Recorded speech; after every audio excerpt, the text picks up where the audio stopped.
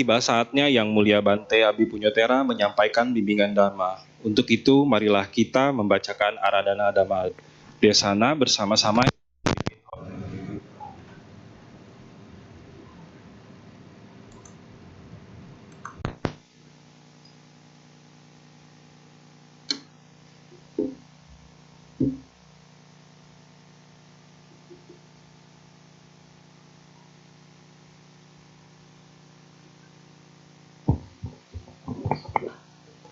Marilah kita buka buku Tuntunan Kebaktian kita pada halaman 35.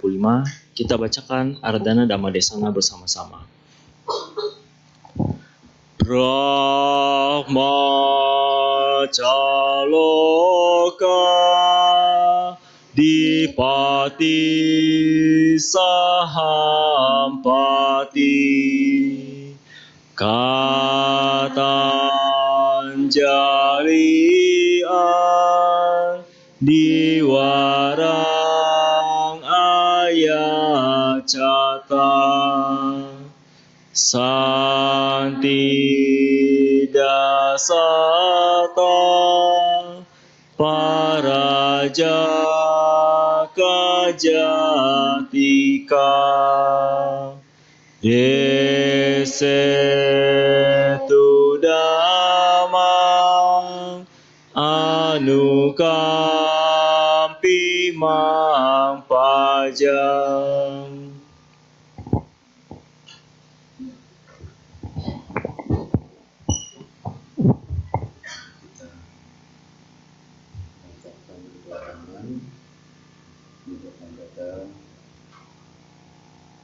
Kita melakukan penghormatan kepada Buddha.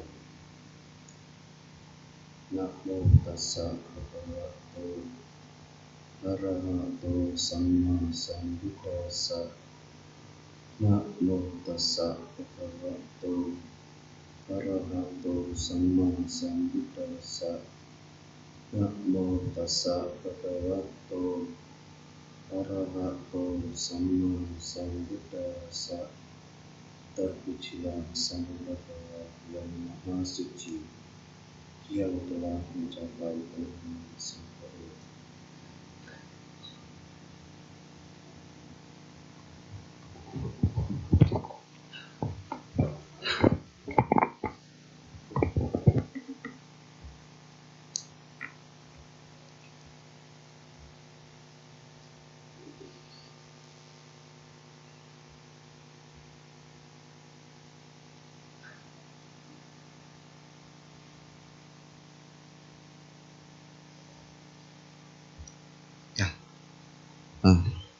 Selamat pagi semuanya. Sekihontu Namo Buddhaya.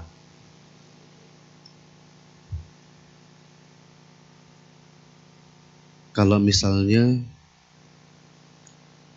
ke wihara Pluit Dharma Sukha ini selalu muncul kekhawatiran. Kekhawatirannya kedinginan apa kagak ya? Karena aslinya terlalu dingin ya. Jadi kadang kalau misalnya terlalu banyak minum juga kadang-kadang menjadi khawatir ya. Ini pada saat lagi ngomong nih, satu ngomong fokus ke depan, lalu juga fokus ke dalam, bagaimana supaya jangan sampai harus tahan gitu ya. Ya, hari ini Bante ikut berbahagia ya, dimana suara Bante kedengeran gak dari belakang? Dengeran ya. Berkumpul kembali dalam rangka kebaktian umum setiap hari minggunya begitu ya. Dimana tentu saja kebaktian ini bukan hanya ya datang seminggu sekali. Diharapkan juga ya sebagai umat Buddha bukan hanya seminggu sekali latihannya, ataupun seminggu sekali mendengarkan dhammanya, ataupun seminggu sekali mengulang silanya. Tadi di bawah kebetulan pas begitu dibuka speakernya lagi ngulang Pancasila. Oh iya. Hal ini menjadi suatu hal yang sangat penting. Ya. Ini kebetulan juga lumayan rame yang hadir dan tentu saja mempunyai begitu banyak sekali, boleh dibilang berbagai macam alasan ya, hadir pada hari ini. Begitu. Satu yang pasti adalah ingin kebaktian, berbuat baik, mendengarkan dhamma. Betul tidak? Atau ada yang tidak mau berbuat baik? Tidak mau mendengarkan dhamma? Malu sama Bante. Kalau misalnya saya bilang saya nggak mau mendengarkan dhamma, udah datang gitu.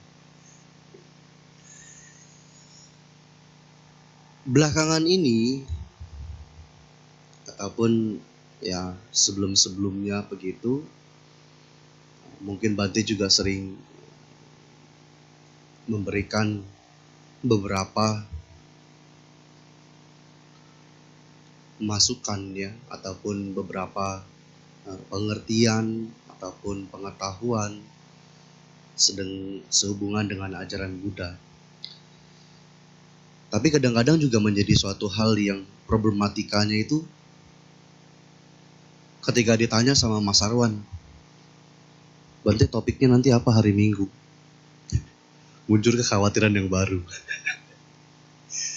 Mau ngomongin apa ya? Nah, kadang-kadang itu pun menjadi sebuah hal yang bingung, ya kan?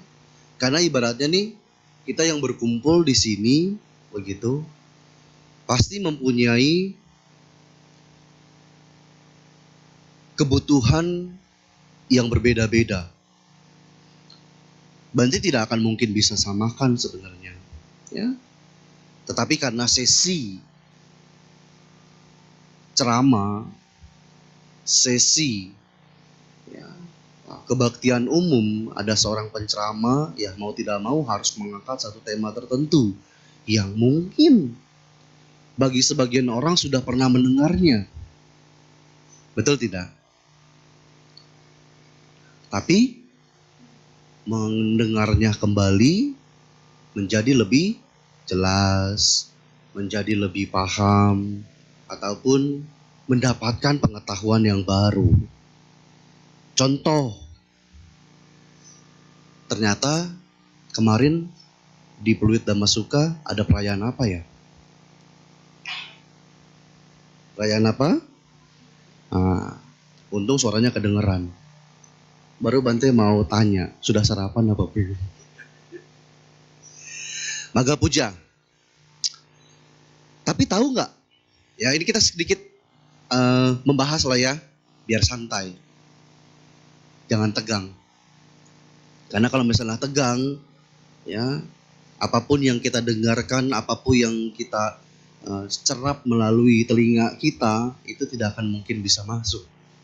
Ya, jadi harus rileks mendengarkan dhamma dengan sikap yang baik, dengan pikiran yang bahagia, tidak perlu tegang. Ya, tidak perlu lagi nanti setelah dari ini mau kemana, jangan dulu. Di dalam ajaran Buddha, ternyata ada istilah ataupun nama-nama bulan dalam bahasa Pali. Ada yang tahu nggak? Apa baru pertama kali ini dengar? Ternyata dalam agama Buddha juga ada loh nama bulannya, Bante. Siapa yang sebelumnya sudah tahu boleh angkat tangan? Yang sudah tahu, ya Bante nggak akan tanya nama-namanya apa sih bulan Januari dalam bahasa Palinya, enggak, tenang, ya. Tapi sudah pernah mendengarkan bahwasanya di dalam agama Buddha itu ada nama padanan untuk kata-kata Januari, Februari, Maret, April, dan sebagainya. Ada kata-kata padanan itu. Hanya satu orang. Selebihnya? Cici? Belum pernah? Belum pernah ya? Hari ini ternyata masih di bulan Maga. Betul ya? Hari ini masih di bulan Maga. Terhitung sejak kapan? Nah, biar pinter. Ketika tanya, bulan Maga bukan tanggal 1 kemarin, bukan. Kalau perhitungan Buddhis, ya, yang namanya bulan Maga tidak selalu diawali dengan tanggal 1. Oke? Sesuai dengan tahun kabisat yang tahun-tahun kalender yang kita ketahui. Ya. Masuknya bulan Maga sesuai dengan perhitungan Buddhis dimulai dari berakhirnya perayaan.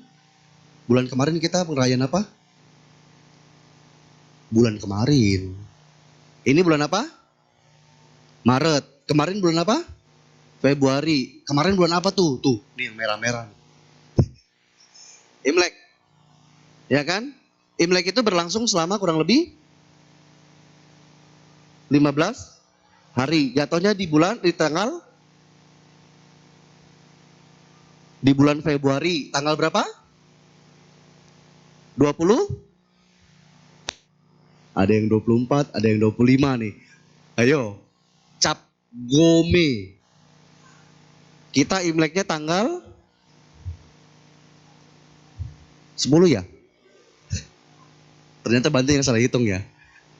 Tanggal 10, ya kan? 15 hari kemudian tanggal 20. Nah, tanggal 24, 25 nih. Ayo. Hah? Seharusnya dari tanggal 10 ke 15 hari ke depan, tanggal 25. Betul toh? Iya. Nah, jadi perbincangan kan, ini aja mengenai masalah Cap Gome nih. Ayo, kita membulatkan satu pikiran. Tanggal 10-nya sudah CIT, jadi tanggal 20, setuju? Benar? Ketok palu ya? Oke, tanggal 24. Nah, 24 itu ya hari terakhir sebelum masuk ke bulan Maga. Artinya, menurut kalender penanggalan Buddhis, bulan Maga dimulai dari tanggal 25. Pinter. Ya. Jadi itu kalau misalnya menurut penanggalan Buddhis. Makanya mengapa nih kadang-kadang ya itu akan kita tahu dan kita rasakan kalender Buddhis yang sesungguhnya pada saat perayaan Katina. Kok bisa Bante? Iya. Karena sistem penanggalan Buddhis, ya, ini kita berbicara tentang perkalenderan. Biar tidak perlu bingung, tidak perlu pusing. Dalam 1 tahun, ya, itu ada berapa bulan? 12 bulan. Dan di India, ya, kita mengacu kepada sistem penanggalan yang ada di India. 1 tahun itu ada 3 musim. Jadi 1 musim akan berlangsung kurang lebih selama 4 bulan. Oke? Ya. Nah, masa-masa para Bante hanya berlangsung selama kurang lebih 3 bulan. 1 bulannya gimana? Nah, makanya dikatakan setelah masa-masa Bante berakhir selama lebih kurang 3 bulan, maka sisa 1 bulannya yang masuk ke dalam musim hujan atau wasanta utu atau wasanotu dalam bahasa Pali, inilah yang dikatakan disebut dengan bulan Katika atau bulan Katina selama 1 bulan. Demikian juga perayaan Maga Puja ya selama kurang lebih 1 bulan Maga ini. terhitung dari tanggal 25 Februari sampai nanti Capgo berikutnya. Ya, Capgo udah berapa bulan? Satu bulan ada berapa Cait, ada berapa Capgo? Caitnya ada berapa? Capgonya ada berapa? Pinter. Udah berarti Bante nggak perlu Dhamma Desana. Selesai. Terima kasih sudah memberikan bantuan. Ya. Nah, ini adalah satu pengertian yang harus Anda pahami, bahwasannya di dalam Buddhis sekalipun ada padanan kata, tetapi perhitungannya berbeda. Ya, gitu loh. Kalau misalnya teman-teman yang mungkin dari mungkin yang ngituin Cait Capgo itu mungkin lebih ke Tridharma. Ya, teman-teman yang dari Tridharma mungkin kan juga ada baca untuk yang Lamkengnya dan sebagainya begitu ya. Tapi kalau misalnya dari para Bante, kita hanya perhitungan patokannya adalah kapan kita mau Patimokkha, pengulangan Patimokkha sila. Berkumpulnya para Bante untuk mengulang 227 sila, ya. Dan faktanya, ya, bulan Magha, ya, Sang Buddha pernah ditanya oleh Dewa Mara, ya, pada saat beliau tinggal di Jetya Capala di tahun 584 sebelum Masehi. Pernah nggak mendengarkan kata-kata beliau akan mangkat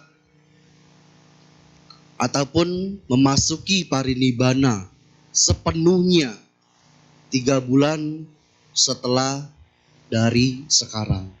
Pernah nggak mendengarkan kata-kata itu? Gak pernah ya? Besok-besok nanti Bante kasih saran sama Mas Sarwan. Bikin kelas Dhamma, belajar tentang riwayat agung para Buddha.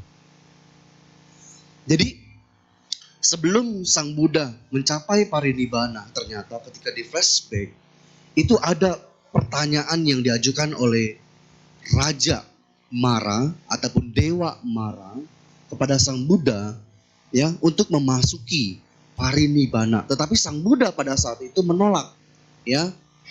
Sebelum kejadian di Jetya Capala, Sang Buddha pernah menolak untuk memasuki parinibbana. Karena mengapa?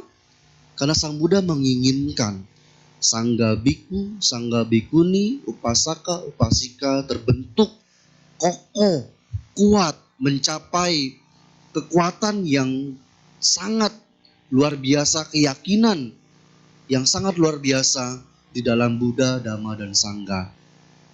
Ketika semuanya sudah dirasa selesai, dirasa semuanya sudah terbentuk, maka kejadian di Jetya Capala, Raja ataupun Dewa Mara bertanya kembali kepada Sang Buddha untuk memasuki parinibbana, maka Sang Buddha menyetujuinya. Kejadian di bulan Magha. Sehingga 3 bulan selanjutnya, Magha, Paguna, Cita, dan Wesaka. Di bulan Waisak kita merayakan 3 peristiwa. Salah satunya adalah peristiwa parinibbananya Sang. Paham? Pusing? Mohon maaf. Ya, kalau misalnya pusing, tapi ini hanya dijadikan sebagai pengetahuan saja. Ya, bahwasannya ternyata Sang Buddha, ya, memasuki, bertekad untuk mencapai parinibbana akhir sedemikian rupa, walaupun sudah ditanya oleh Yang Arya Ananda untuk menunda parinibbananya, tetapi Sang Buddha tidak bisa. Sehingga ketika Sang Buddha sudah menyatakan bahwasannya akan parinibbana 3 bulan setelah, maka kejadian-kejadian gempa bumi, petir, dan sebagainya itu terjadi. Ya, itu di bulan Magha. Nah, Hal ini menjadi suatu sedikit pengetahuan yang Bante rasa mungkin belum terlalu banyak kita ketahui. Ya, makanya Bante berusaha mencoba untuk memberikan pengetahuan apa yang juga Bante miliki. Sehingga kalian bisa mengerti, oh ternyata di dalam peristiwa yang bulan Maga yang kemarin, ya, Anda semua telah lakukan begitu, bagi sebagian orang mengambil makna, ada yang mereka mungkin sebagian wihara mengadakan program-program sebelum Waisak, mungkin ada yang namanya SPD, ada yang mengatakan sebulan penghayatan Dhamma, ada yang sepekan penghayatan Dhamma. Tetapi ya ada juga yang sebagian orang mereka, oh di bulan Maga inilah saya mencoba untuk bertekad merenungkan waktu Sang Buddha, bertekad untuk memasuki parinibbana akhir, maka saya juga hari ini di bulan Maga ini saya juga bertekad untuk apa? Untuk menjadi seorang samana. Ada yang seperti itu selama 3 bulan. Ya.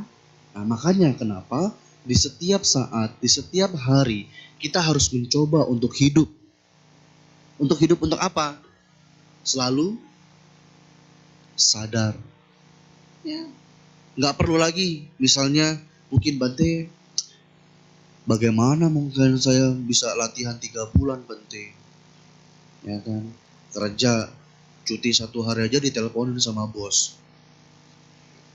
Ya kan, padahal izinnya sakit, ya kan beneran sakit, tapi sakit pun masih diteleponin sama bos dan sebagainya. Ya, ada yang demikian. Tapi ada juga yang mereka mau, ya, berlatih 3 bulan tidak mempunyai kondisi yang pas. Ya. Misalnya, saya mau latihan nih 3 bulan, tapi mau hubungin siapa ya? Mau kemana ya? Dan sebagainya. Ya.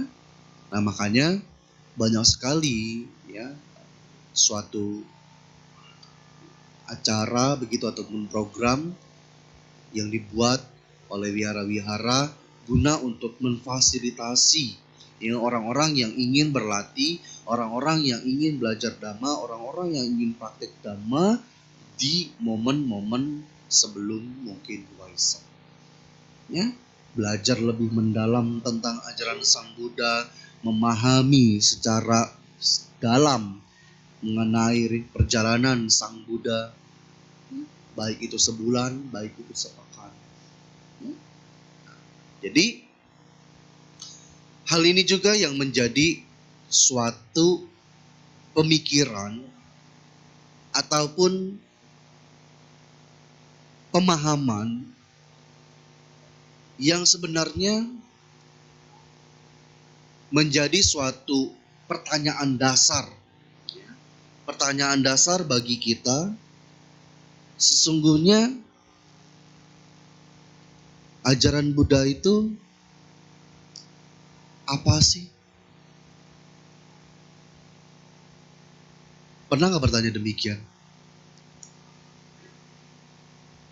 Pernah nggak bertanya demikian? Ajaran Buddha itu apa sih? Bante pernah ditanya demikian loh. Bante, ternyata selama ini kita ngundang ceramah ini, penceramah itu, dan sebagainya. Tapi umat-umatnya itu ketika ditanya ajaran Buddha itu apa sih? Diam semua Bante. Padahal baru kemarin tuh perayaannya. Perayaan Maga Puja memperingati apa aja sih? Memperingati apa?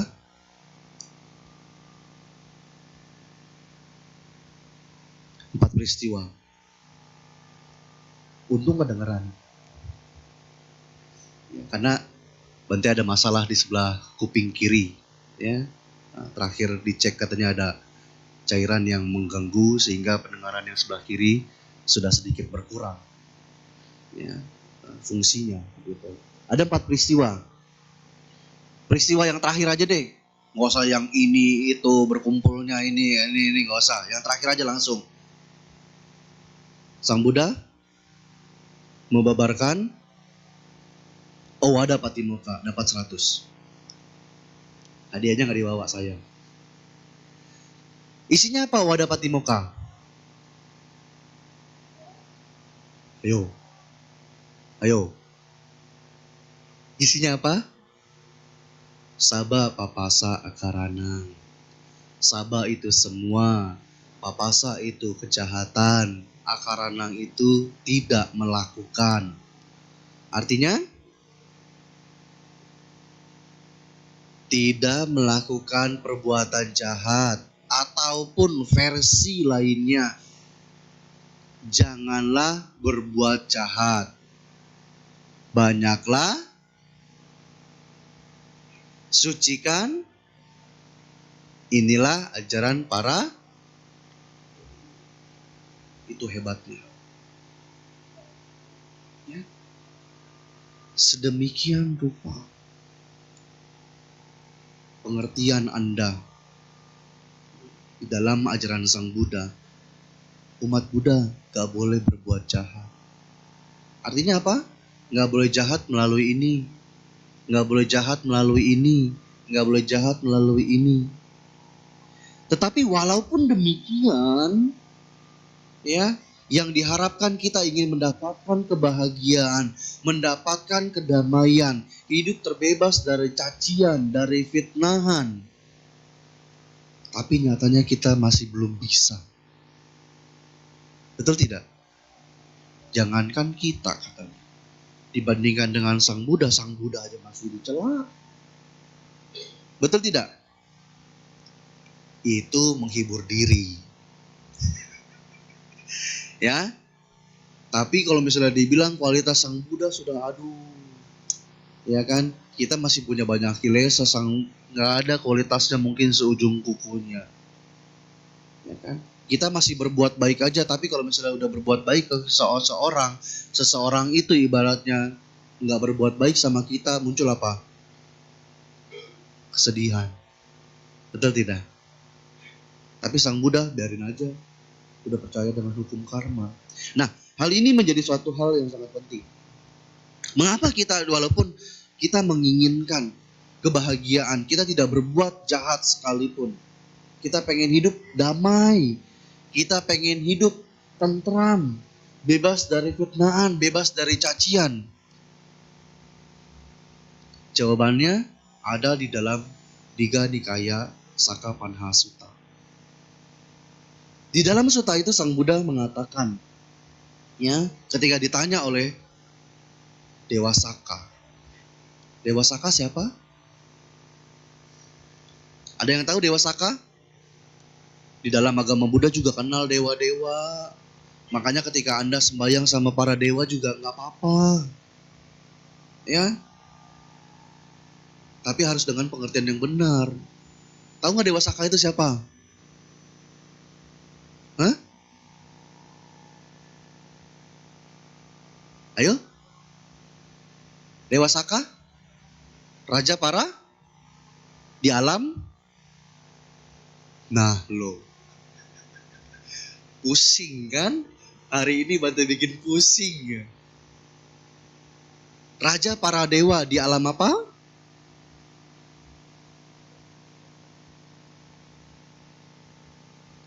Coba. Yang kencangan sedikit. Tawatimsa. Betul gak? Setuju?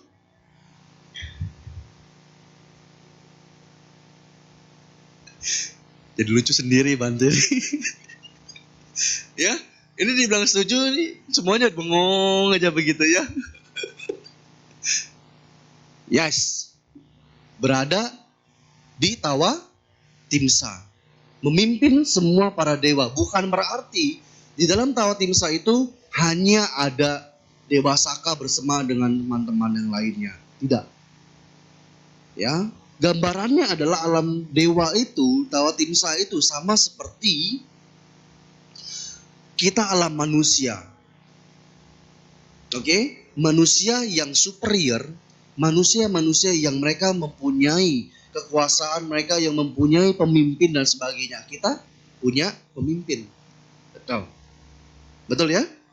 Demikian juga gambaran yang ada di dalam alam Tawa Timsa yang dipimpin oleh Dewa Saka, ya, itu punya begitu banyak sekali dewa-dewa yang di sana. Mungkin dewa-dewa yang mereka jasa kebajikannya tidak terlalu tinggi,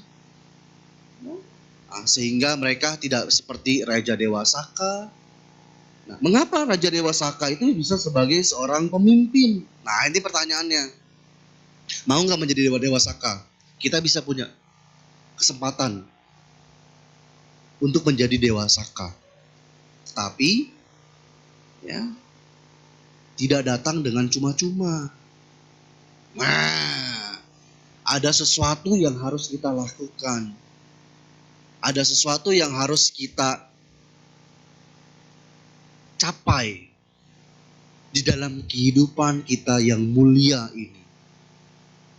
Kehidupan kita manusia dikatakan sebagai kehidupan yang mulia.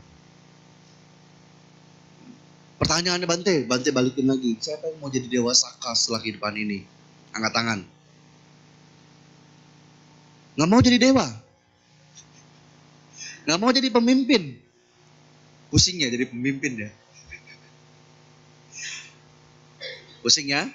Nah, di dalam Anguttara Nikaya, ya di sana dijabarkan mengenai ternyata Dewa Saka itu kita juga bisa untuk mencapai ataupun menjadi seorang Dewa Saka. Tetapi ada 7 sumpah. Ya. Ada 7 hal yang harus dilakukan selama kita hidup sebagai manusia. Pernah dengar nggak sumpah ini? Pernah? Pernah? Lupa mungkin ya? Oke, itulah manfaat dari mendengarkan Dhamma. Yang lupa jadi ingat. Yang tidak tahu jadi tahu. Wah, pintar. Oke, 7 sumpah yang dijalani seseorang untuk bisa mencapai dan menjadi seorang Dewa Saka. Yang pertama adalah tentu saja, sebagai seorang manusia, kita nggak bisa lahir tanpa ada orang tua kita. Ya, kita tidak lahir dari apa katanya, dari batu. Ya, ataupun kita tidak seperti ya makhluk-makhluk yang lain bisa lahir melalui spontan, kita bisa lahir melalui kelembaban, tidak. Ya. Karena kita punya orang tua, maka sebagai seorang anak yang berbakti harus berbakti kepada orang tua. Bante, saya sudah berbakti. Oke Bante, saya sudah memenuhi 1. Oke. Tunggu, masih ada 6 lagi. Ya, yang sudah berbakti jangan puas diri dulu. Oke, berbakti, oke ya, berbakti kepada orang tua. Lalu yang namanya di dalam keluarga pasti kita punya sanak saudara. Seseorang yang mau menjadi Dewa Saka bukan hanya berbakti kepada orang tua, tetapi juga dia harus mensupport, ya, berbagi kepada saudara-saudaranya. Pusing Bante. Kalau orang dulu katanya, saudara-saudara saya, papa mama saya punya anak 10, 8. Bener gak? Bener. Ya. Tapi itulah ya kehebatannya. Untuk menjadi seorang Dewa Saka itu gak mudah. Tapi bisa. Kalau misalnya begitu banyak kita mensupport saudara-saudara, bahkan tidak perlu lagi menunggu kita terlahir di alam dewa. Di kehidupan saat sini saja kita sudah sangat dihargai oleh saudara-saudara, disayang oleh saudara-saudara kita. Betul tidak? Siapa yang tidak mau disayang? Nggak mungkin. Semuanya pasti mau disayang. Ya, nah itu hal yang kedua. Lalu dia juga bukan hanya menghormati saudara-saudaranya, dia bukan hanya mensupport saudara-saudaranya, tetapi juga dia harus memperlakukan orang lain dengan ucapan-ucapan yang lembut dan sopan. Oh, kadang kalau misalnya sudah capek, sudah apa, wah udah lupa diri lah. Ya, nggak akan bisa tuh mengucapkan kata-kata yang lembut dan sopan. Ya, ngomong-ngomong Bante sampai jam berapa ya? Hah? Sampai jam 11? Panjang sekali ya. Ya. Oke, lanjut ya. Ketika kita berbicara tentang sopan, lembut dan sopan, dan juga di dalam kehidupan kita sehari-hari sebagai seorang pemimpin, ya, kita pasti mempercayai, ya, kita memilih seseorang pemimpin harus ada seseorang yang kita percayai di sosok dia. Ya. Dia harus bisa bersikap dengan lemah lembut dan juga tidak mengucapkan kata-kata yang dapat memecah belah. Tidak memfitnah ketika kita di depan dia, memfitnah orang lain. Ketika bertemu dengan orang lain, memfitnah dia. Kita bertemu dengan si A, kita fitnah si B. Kita bertemu si B, kita fitnah si A. Tidak. Ya, seorang yang mau menjadi seorang dewasaka tidak boleh melakukan seperti itu. Sekalipun ya, kita mungkin tahu, sekalipun kita didesak, kita tidak perlu mengatakan apa-apa. Makanya mengapa dibilang ada istilahnya noble silent. Gitu, diam. Tapi ketika ditanya, diam. Bukan begitu juga. Ya. Nah, lalu selanjutnya adalah ya yang namanya tadi sudah kita bagaimana berbakti kepada orang tua, lalu mensupport saudara-saudara kita mengucapkan kata-kata yang penuh dengan kata-kata yang baik, sopan santun. Bagaimana ketika kita berbicara kepada orang-orang yang lebih tua daripada kita, bagaimana kepada kita berperilaku kepada mereka yang masih muda ya dari kita.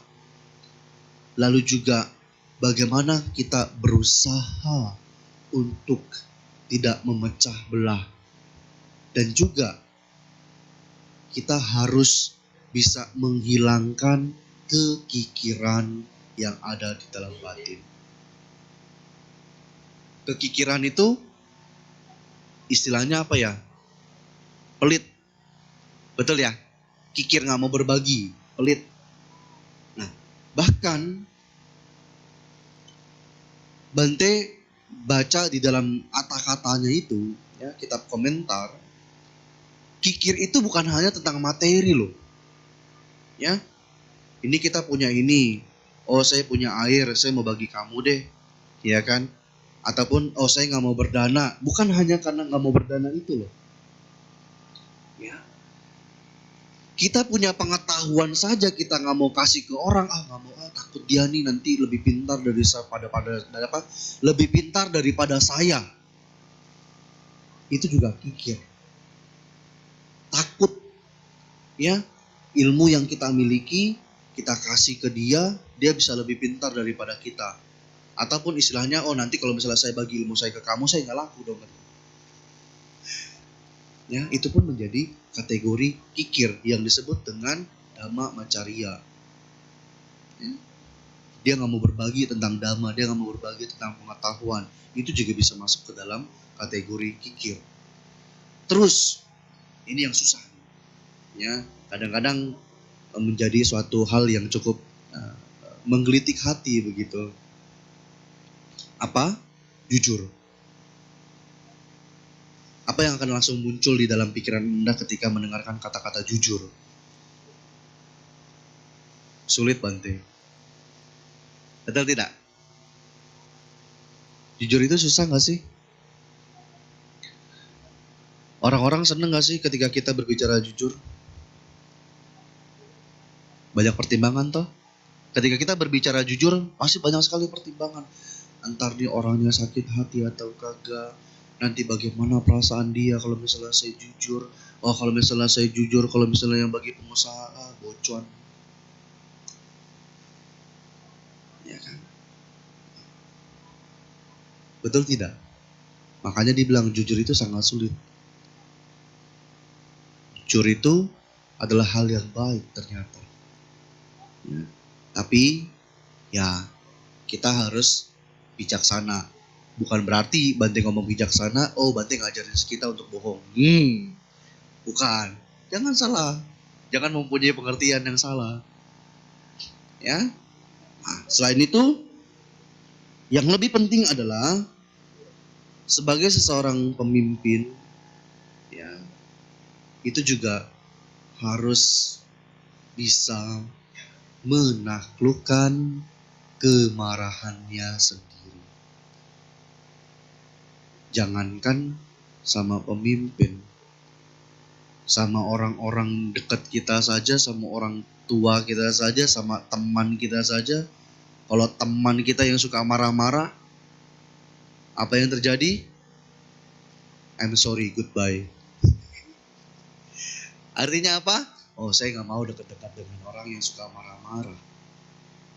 Karena kita berlatih kan untuk bisa mengurangi yang namanya kemarahan. Nah, ini adalah 7 sumpah yang dilakukan seseorang untuk bisa menjadi seorang dewa yang bukan sembarang dewa. Raja para dewa, Dewa Saka. Dewa Saka bertanya kepada Sang Buddha. Pertanyaan yang tadi, mengapa nih kita manusia pengen hidup bahagia, pengen hidup damai, pengen hidup bebas dari fitnaan, pengen hidup bebas dari celaan dan sebagainya. Tetapi kita tidak pernah bisa mendapatkan itu. Bahkan keinginan kebahagiaan itu diinginkan bukan hanya para manusia, para dewa, gandaba, naga, dan makhluk-makhluk lainnya. Tetapi mereka tidak bisa. Mengapa?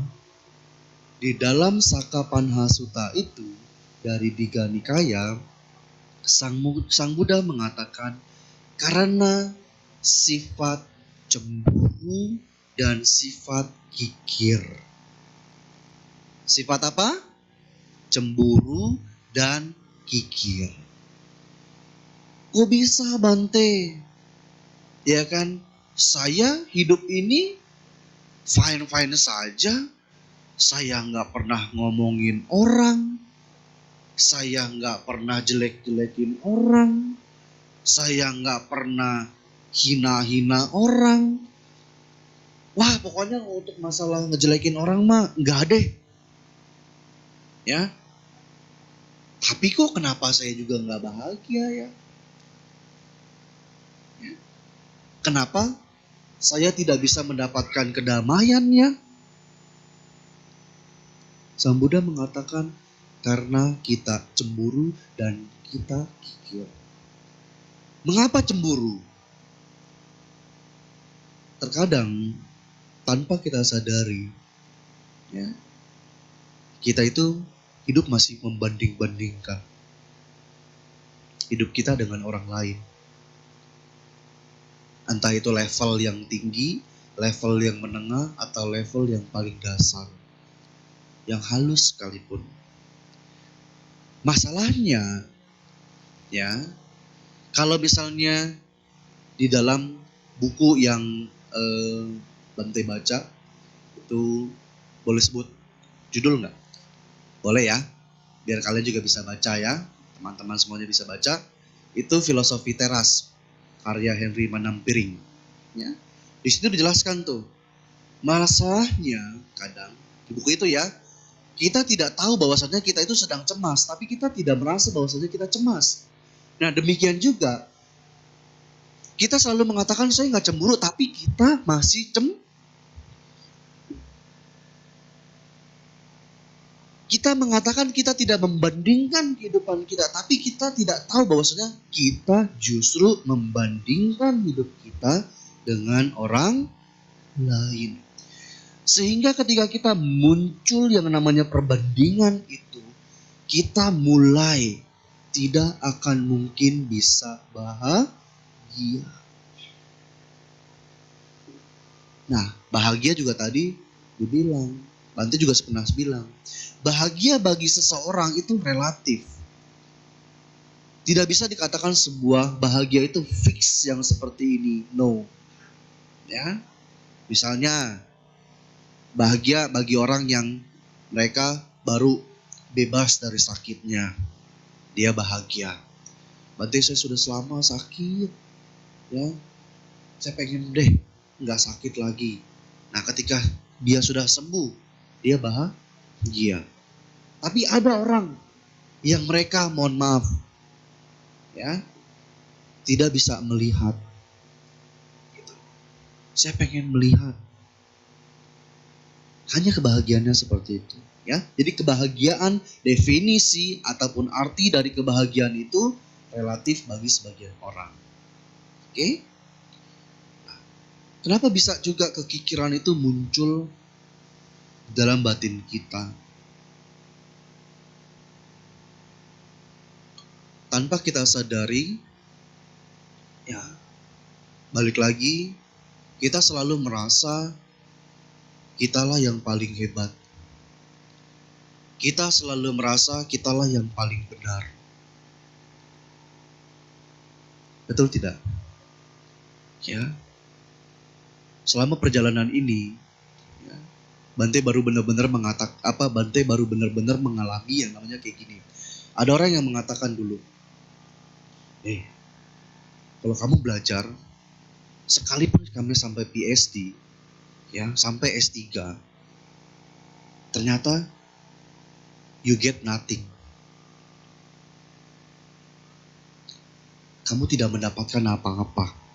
S3, belajar sampai S3, katanya you get nothing. Bante berpikir, lah, bukannya udah S3 itu mah udah paling tinggi ya dalam bidang akademi ya. Udah dianggap sebagai seorang yang sangat luar biasa pintar. Tapi sampai saat ini, ya, Bante belajar, ternyata semakin kita belajar, semakin kita membaca, ternyata semakin banyak ketidaktahuan kita. Setuju nggak? Belum setuju, belum mengalami. Ya, nanti kita belajar SMA, misalnya dari SD, SMP kita belajar ilmu baru. Ntar SMP sudah selesai, tingkat SMA, belajar baru lagi. SMA sudah selesai, SMP, ada lagi ilmu yang baru. Ntar sudah SMA, S1, dapat lagi ilmu yang baru. S2 dapat ilmu yang baru. Ntar ketika S3, dapat ilmu baru lagi. Misalnya S1, suruh nyusun skripsi misalnya. Ya, ntar pas S2 belum tahu tuh, belum ada pengalaman bagaimana caranya nulis tesis. Ketika S3 nanti, dapat pengetahuan lagi bagaimana tuh suruh nulis disertasi yang katanya tebalnya segini. Ya, nimpuk orang itu udah bukan benjol lagi katanya. Ya, jadi selalu kita mendapatkan begitu banyak sekali pengetahuan. Nah, ketika kita merasa bahwasannya apa-apa kita selalu menjadi orang yang lebih baik daripada orang lain. Begitu dong, gue bisa. Ketika dikasih tanggung jawab, bantuin dong, gue gak bisa nih. Ya. Kekikiran itu ternyata muncul dari yang namanya dosa. Cetasika kalau dalam bahasa bidang. Kecemburuan juga dari dosa. Ataupun dosa itu apa? Kebencian, hatred. Nah, jadi bagaimana mungkin kita ingin mendapatkan kedamaian, kita ingin mendapatkan kebahagiaan, justru ya ternyata ada kepuasan tersendiri Ada kebahagiaan tersendiri ketika kita bisa berbagi pengetahuan yang kita miliki kepada orang lain. Kebahagiaan-kebahagiaan yang tidak bisa diungkapkan dengan kata-kata, karena bisa dirasakan. Begitu juga dengan Anda. Ketika Anda sudah mulai mencoba untuk tidak kikir, mencoba untuk tidak pelit, Anda mau berbagi, Anda mau memberi, ya, melihat senyuman, melihat kebahagiaan yang muncul dari perilaku, dari sikap yang Anda lakukan. Walaupun setengah hati, setengah mati Anda berjuang. Bagaimana caranya untuk, oke, saya kasih kamu deh dengan berat hati. Tapi begitu dibagi, dia berbahagia, maka Anda juga ikut bahagia. Kebahagiaan itu bisa menyebar loh. Betul tidak? Setuju nggak? Setuju. Bante senyum, ikutan senyum kan? Itu simple. Gitu. Jadi kenapa sih hidup ini kalau maksud itu terlalu tegang?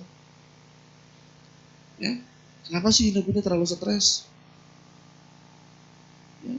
Karena ada kehidupan ataupun hal-hal yang Anda tidak suka dan suka. Itulah sebabnya mengapa muncul kekikiran dan kecemburuan Sang Buddha. Karena ada suka dan tidak suka. Ya? Kita suka dengan ini, saya nggak suka sama ini. Ya, enggak. Ini enggak, ini enggak. Ya, kenapa coba? Kita ajaran Buddha sudah dibilang katakan, segala sesuatunya anicca, tidak kekal. Tapi kan nggak bisa Bante, susah. Itu mah cuma teori, prakteknya mah waduh, berdarah-berdarah kan. Berdarah yang nggak keluar darah katanya. Ya, membutuhkan kesabaran. Nah itu, ya. Anda harus punya keyakinan, Anda harus punya semangat, Anda harus punya perhatian, Anda harus punya konsentrasi, Anda harus punya kebijaksanaan. 5 kekuatan yang harus dimiliki. Ya, keyakinan Anda seperti apa? Anda harus yakin, Anda harus percaya bahwasanya perilaku Anda, perilaku yang baik akan berbuah kebaikan kepada Anda. Anda memberi, pemberian itu juga akan kembali kepada Anda. Itulah hukum karma. Bukan percaya dengan hukum-hukum yang lain. Ya, sudah berjuang mati-matian, bangun pagi-pagi, berjuang keringetan, berbuat baik, malah dijahati ataupun dirusak oleh pikiran sendiri. Ya, sayang, sudah mati-matian, berusaha, ya, tapi karena pikiran sendiri, maka perbuatan baik itu dirusak oleh Anda sendiri. Ya, ajaran Buddha itu kan tadi sudah Bante katakan, pokoknya jangan berbuat jahat, banyak berbuat baik, sucikan hati dan pikiran, tahu, oh ya, saya punya cetana seperti ini, saya punya niat ini, oh mungkin orang lain merasa saya seperti ini, oh ya deh, saya berubah deh, saya gak marah sama kamu, terima kasih ya sudah kasih tahu saya. Tapi kan ada orang, ya kan, oh enggak kok niat saya gak begitu gitu kan. Nah, akhirnya apa? Lama-kelamaan orang yang tadinya mau nasehatin sekali, 2 kali, karena dia bilang, enggak saya gak begini, oh ya udah. Tapi kita tahu nih bahwasanya, ternyata walaupun niat kamu seperti itu, kamu tidak boleh melakukannya. Ya, harus dengan pertimbangan, dengan bijaksana, dengan cara, dengan timing, dengan waktu yang pas. Kok ketika mendengarkan ini, nanti kesimpulannya gini, kok jadi agama Buddha susah amat ya? Iya, apa-apa harus ntar mikirin ini, ntar mikirin itu, udah amat lah. Berbuat baik mah berbuat baik aja. Jangan, ya. Nah tadi kita kan maunya kan mau hidup bahagia, kita bebas dari celaan, bebas dari fitnaan orang. Mau nggak? Mau. Betul? Yakin? Mana jawabnya setengah hati? Yakin? Mau bahagia? Mau bebas dari fitnaan? Mau bebas dari celaan? Yang belakang diam aja. Ya itu. Anda harus percaya dengan hukum karma. Karena keyakinan bukan hanya kepada Buddha, Dhamma, dan Sangha. Anda juga harus mempunyai keyakinan terhadap hukum karma. Anda harus yakin bahwasannya setelah kehidupan kita saat ini, kita akan terlahir kembali sesuai dengan hukum karma sendiri. Oke? Nah, sudah cukup panjang juga Bante cuap-cuap. Daripada nanti bosen ngedengerinnya, ya kan, nggak bahagia, ya malah nanti ada yang mencela, malah ada yang memfitnah Bante gitu kan. Bante ngomongnya lama amat sih gitu. Biar akhirnya muncul kebahagiaan dari sesi kita pada pagi hari ini menjelang siang. Ya mungkin itu saja yang ingin Bante sampaikan ya.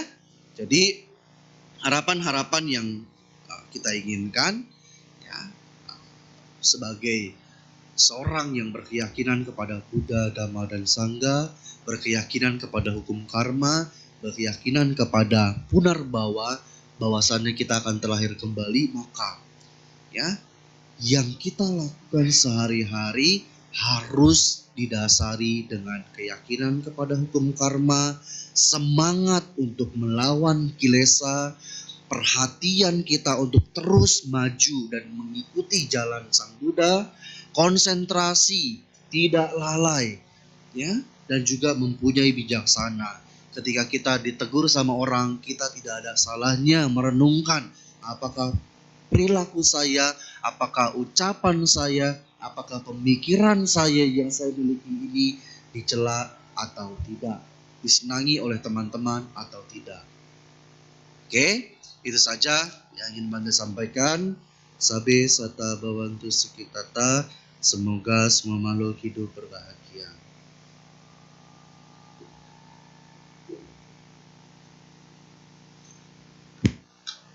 Demikianlah Dhamma Desana yang disampaikan oleh Yang Mulia Bante Abhipunya Thera.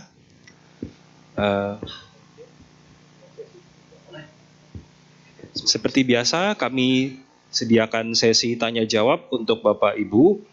Sesi tanya jawab kami bagi menjadi dua. Yang pertama dengan bertanya langsung di depan. Yang kedua adalah tertulis. Bapak Ibu bisa tulis pertanyaan Bapak Ibu di kertas di depan bangku Bapak Ibu tersedia. Sambil menunggu pertanyaan masuk, mari kita buka kembali tuntunan puja bakti kita pada halaman 69. Kita menyanyikan satu buah lagu berjudul Sang Guru.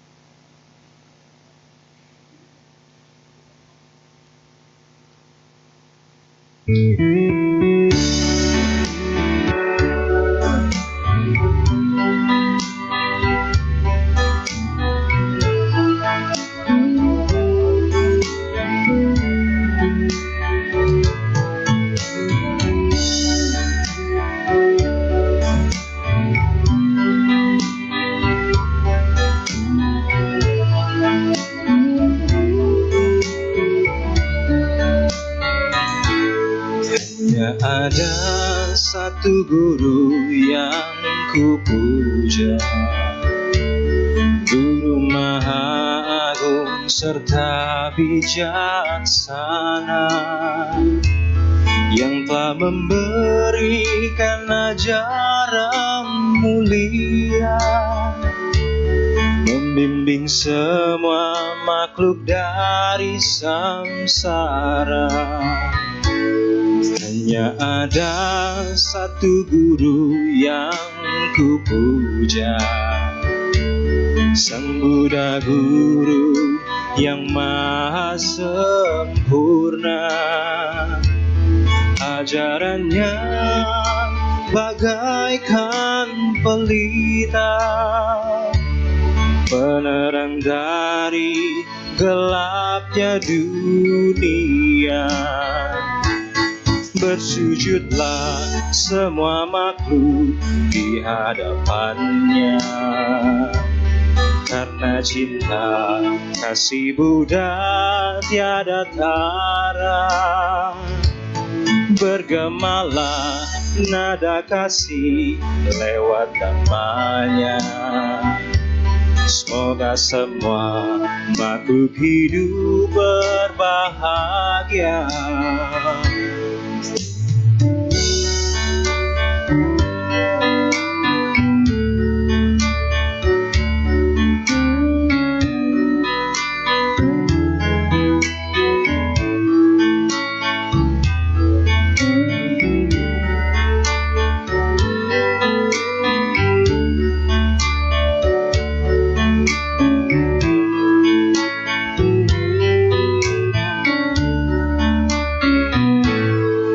Hanya ada satu guru yang kupuja, Sang Buddha Guru yang maha sempurna. Ajarannya bagaikan pelita, penerang dari gelapnya dunia. Bersujudlah semua makhluk di hadapannya, karena cinta kasih Buddha tiada tara. Bergemalah nada kasih lewat namanya. Semoga semua makhluk hidup berbahagia. Bersujudlah semua makhluk di hadapannya, karena cinta kasih Buddha tiada tara.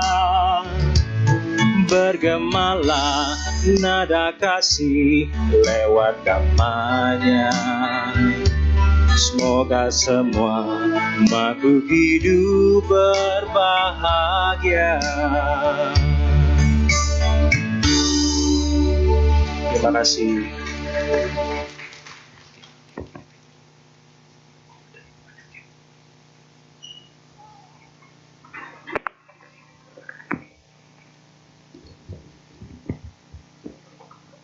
Kita masuk ke sesi tanya jawab.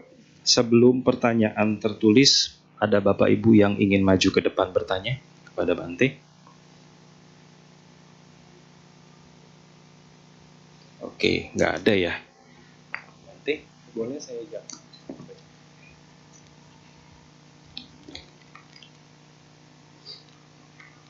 Pertanyaan pertama Bante. Namo Buddhaya Bante. Bagaimana cara terbaik untuk menahan kemarahan sesuai dengan ajaran Sang Buddha? Terima kasih.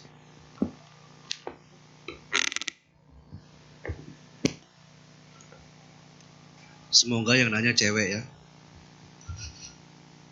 Karena jawabannya simpel. Kalau cewek kan biasanya kan bawa tas gitu kan. Jadi besok-besok kalau misalnya mau marah, di tasnya itu harus disiapin satu aja. Kaca. Oh kan langsung gak marah kan? Lo langsung tahu dia. Iya. Ngaca langsung. Cantik atau kagak? Udah dandan bagus-bagus ya kan? Marah. Daripada merusak make upnya langsung buka kaca. Ngaca. Secepat itu marahan hilang langsung. Atau ya ini yang lebih dalam. Kemarahan itu ternyata sudah dilakukan penelitian berhubungan dengan nafas. Ketika Anda marah, apa yang terjadi pada nafas Anda? Detak jantung pun cepat. Ya. Nah, makanya ada yang mengatakan ketika Anda mau marah, ada dua teori.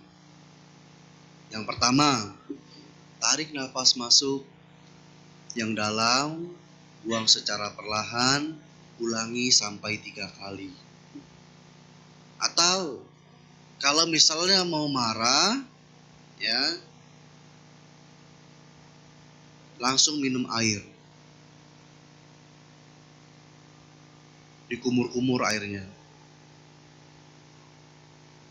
Tapi jangan disemburin ke orang. Wah, itu cilaka itu bisa mengundang kemarahan yang lain itu.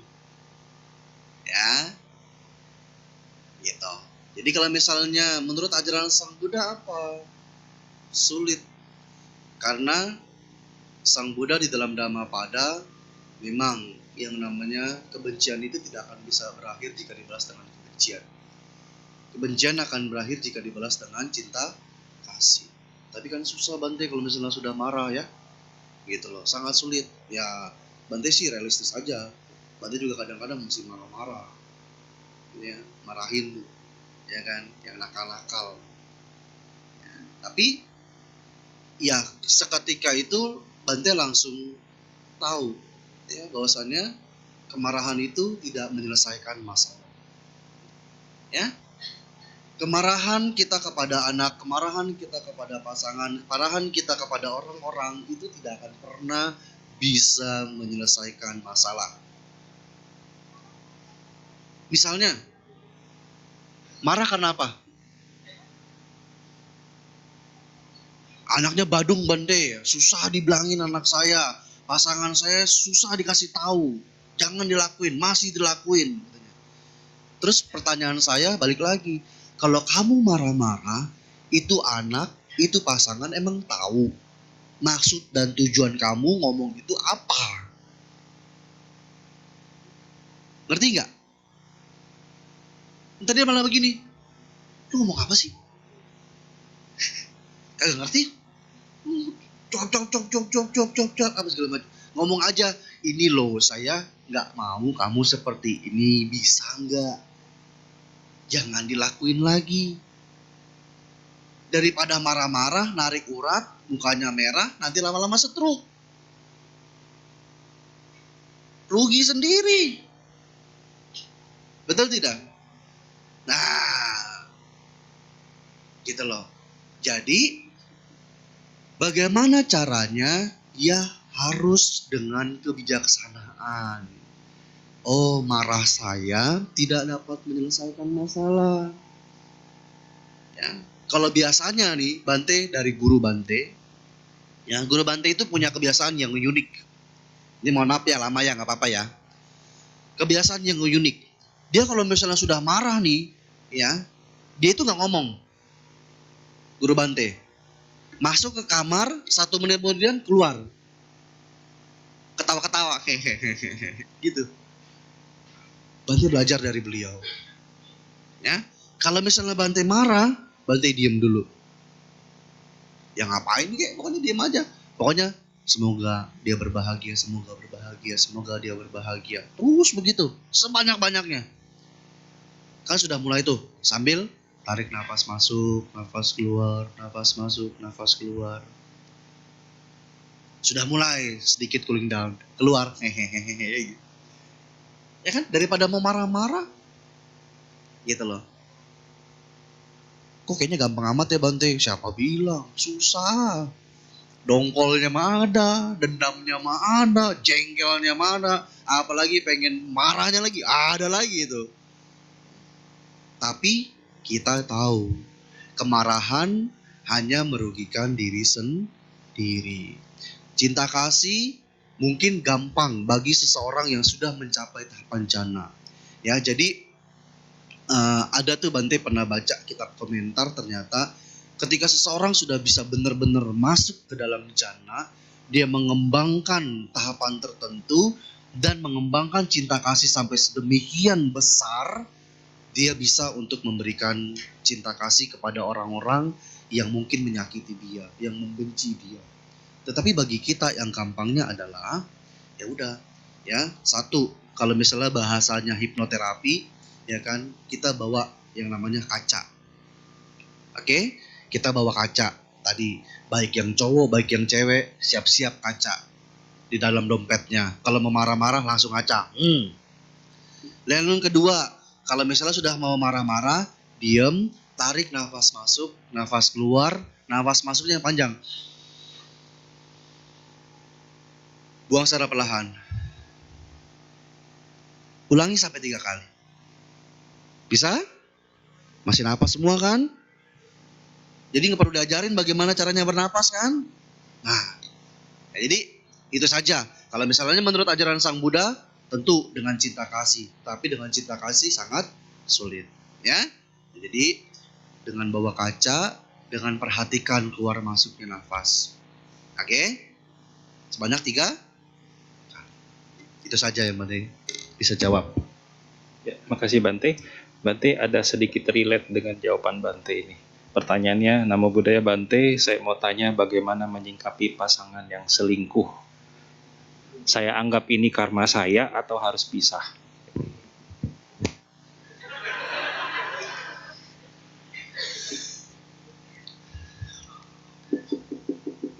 Pertanyaan yang sulit. Ya,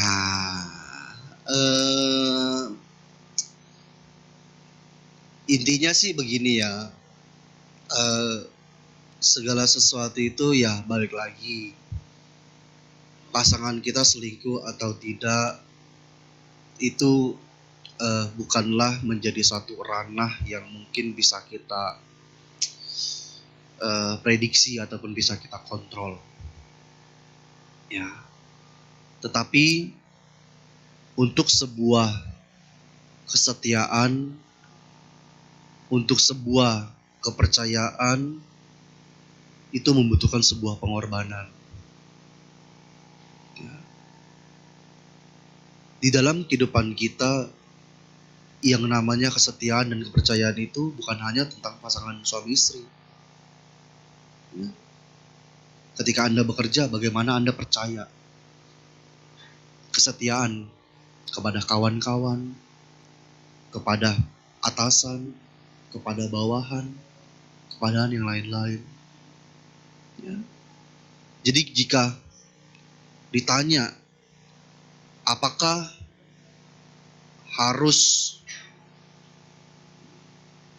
dibiarkan dan menganggap itu adalah hukum karma atau harus saya ceraikan, karena ada kasus yang begitu banyak sekali bisa menjadi sebuah pertimbangan dalam kehidupan kita.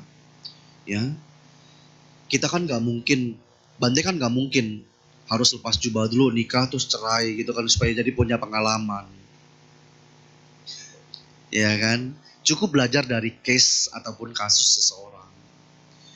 Ada yang mereka sudah sampai diselingkuhi bagaimana dan sebagainya, dengan kekuatan dia, dengan kesabaran dia bertekad, dia berbuat baik, menjalankan sila, terus melatih diri dia.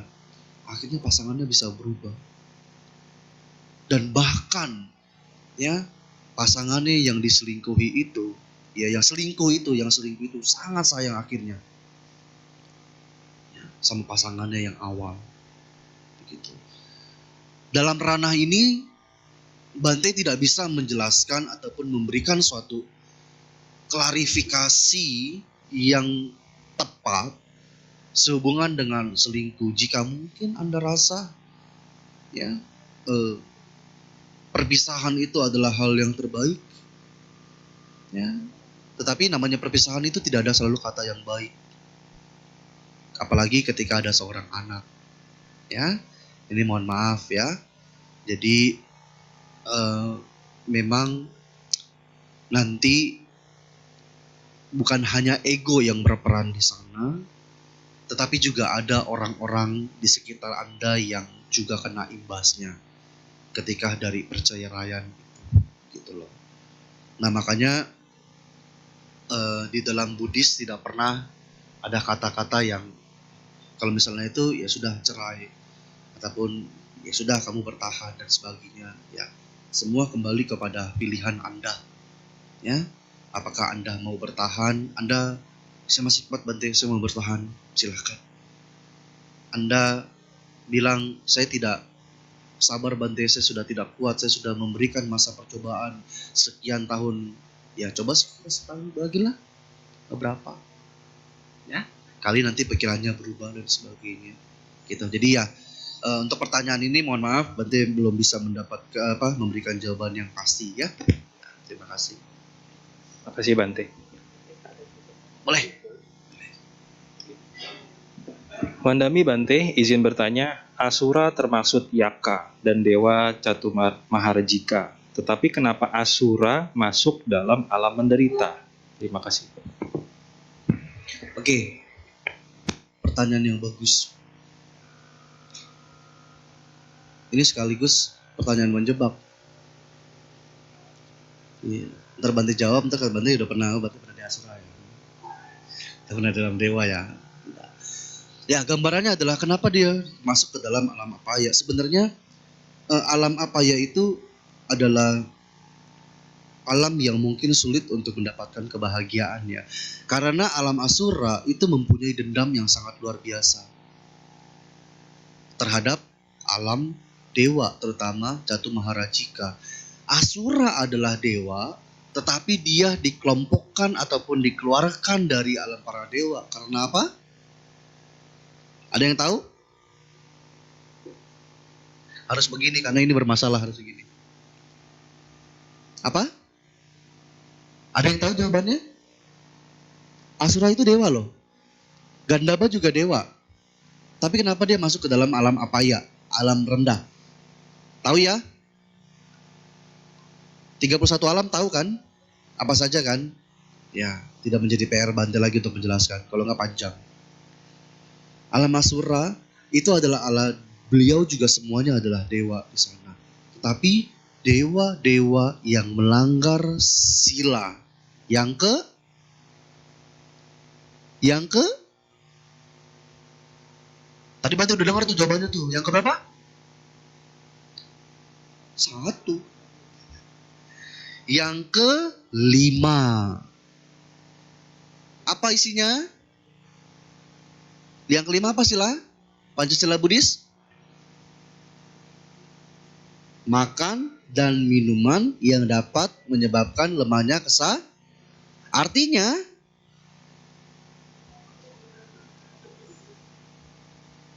apa? Mabuk-mabukan, tidak melaksanakan sila.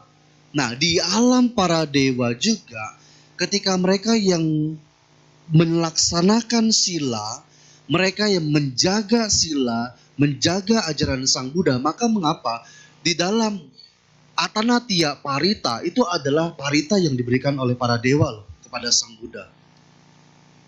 Ya, kalau misalnya Anda mau bebas dari hal-hal yang menakutkan, hal-hal yang disengin begini dengan makhluk-makhluk ini, baca Atanatiya Parita. Karena Atanatiya Parita itu akan memberikan perlindungan dari 4 penjuru. Itu janji. Tetapi kalian baca paritanya Atanatiya Parita, tapi mulutnya mabuk-mabukan juga. Bagaimana? Makanya ketika Anda senang baca parita, silanya juga harus dijaga. Supaya dewa senang. Dewa bisa menjaga. Tapi bagaimana mungkin dewa-dewa yang baik, dewa-dewa yang berkeyakinan kepada Buddha, Dhamma, dan Sangha mau melindungi kalau silanya aja rusak, silanya aja hancur. Ya kan? Minta pertolongan sama dewa, tapi nggak pernah mau menjaga silanya. Masih ngomongin orang, ngejahatin orang, fitnah orang. Gimana coba? Kata dewa, sorry ya. Iya, nggak mau dewa juga. Ya, nah jadi inilah mengapa dia menyimpan dendam ketika dia mabuk-mabukan, tidak bisa tinggal di alam Catu Maharajika, menyimpan dendam sehingga apa? Dia dikatakan tidak pernah merasakan kebahagiaan. Ya, karena dia selalu menyimpan dendam karena perilakunya sendiri.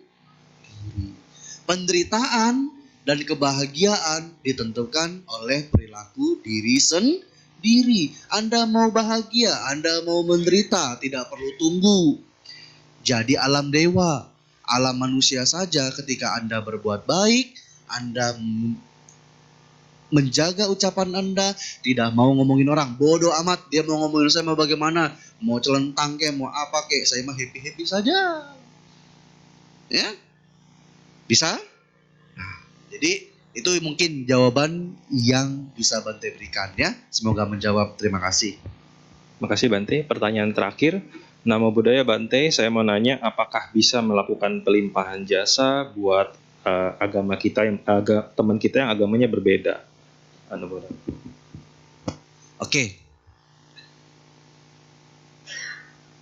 Yang namanya pelimpahan jasa itu bisa kita lakukan kepada saja. Mungkin istilahnya bukan pelimpahan jasa lah. Kalau misalnya masih hidup itu tidak bisa dikatakan sebagai pelimpahan jasa ya. Karena kalau misalnya pelimpahan jasa itu kesannya kayaknya orangnya itu sudah meninggal. Ya. Tetapi kalau misalnya yang masih hidup, kita memancarkan cinta kasih. Buah pikiran baik kita, buah pikiran kebahagiaan kita, perasaan cinta kasih kita kepada teman kita mengetahui kondisi dia sedang tidak baik-baik saja, kita menginginkan dia berbahagia. Itu adalah pikiran cinta kasih. Ya. Nah, makanya Banda selalu mengatakan yang namanya cinta kasih itu walaupun dia bukan dari agama Buddha masih bisa diterima. Orang gak akan tanya kita kok, oh kamu baik sekali ya, kamu agamanya apa ya? Enggak. Ya kan? Pasti mereka akan bilang, oh ya terima kasih sudah ini mendoakan saya. Doanya apa juga dia gak tahu. Cuman bilang, saya sudah doain kamu ya, semoga kamu sehat, semoga kamu berbahagia, bebas dari penderitaan, bebas dari kebencian. Itu doa bukan? Ada agamanya enggak? Ya kan? Itulah mengapa kita di dalam setiap kata-kata sabe sata bawantu sukitata, semoga semua makhluk hidup berbahagia kecuali orang yang beragama Buddha saja. Oh, nanti ya kan dianggap rasis. Enggak.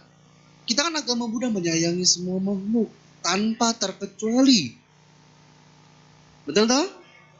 Nah, jadi cinta kasih, pelimpahan jasa bisa Anda lakukan. Ya, tidak selalu melulu orang yang beragama Buddha. Oke? Itu saja yang bisa Bante jawab. Terima kasih. Kesimpulan. Oke. Kesimpulan sebagai penutup. Ya banyak sekali ya hal-hal yang di dalam kehidupan kita yang masih menjadi misteri sebenarnya. Ya. Tapi Bante selalu meyakini pilihan apapun itu di dalam kehidupan kita, menjadi seorang biku, menjadi seorang rumah tangga, tidak menghalangi kita untuk bisa belajar Dhamma. Karena Dhamma Sang Buddha sangat berada dekat dengan kita. Ya, bahkan Dhamma itu ada di dalam diri kita sendiri. Ya, jadi ketika Anda ingin mengetahui ajaran Sang Buddha, cobalah belajar untuk melihat siapa diri Anda, apa maunya kehidupan Anda. Anda mau jadi seperti apa? Ya, jadi dengan hal ini ya diharapkan ketika Anda di dalam kehidupan sehari-hari mempunyai permasalahan, Anda tidak perlu lagi begini. Bante, ini gimana anak saya nih begini, waduh saya pusing Bante, coba kau tolong kasih nasihat. Sudah tidak seperti itu lagi. Anda sudah yakin, oh ternyata koridor Sang Buddha tuh seperti ini, seperti ini, seperti ini. Ini yang harus saya lakukan. Orang juga tidak mau seperti itu, ya tidak mau dijahatin. Oh saya juga tidak akan mau menjahati, dan sebagainya. Ya, jadi apapun itu teruslah belajar, teruslah berjalan. Dan jangan ada kata menyerah. Nanti susah sekali jadi agama Buddha, saya pindah saja ya. No. Ya, kerja keras Anda akan selalu berbuah tepat pada waktunya. Ya, itu saja yang bisa saya sampaikan. Terima kasih.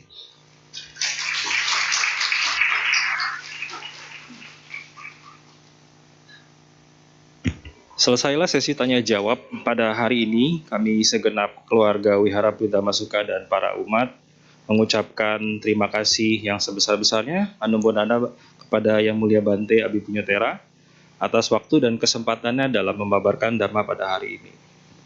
Baik, Bapak Ibu,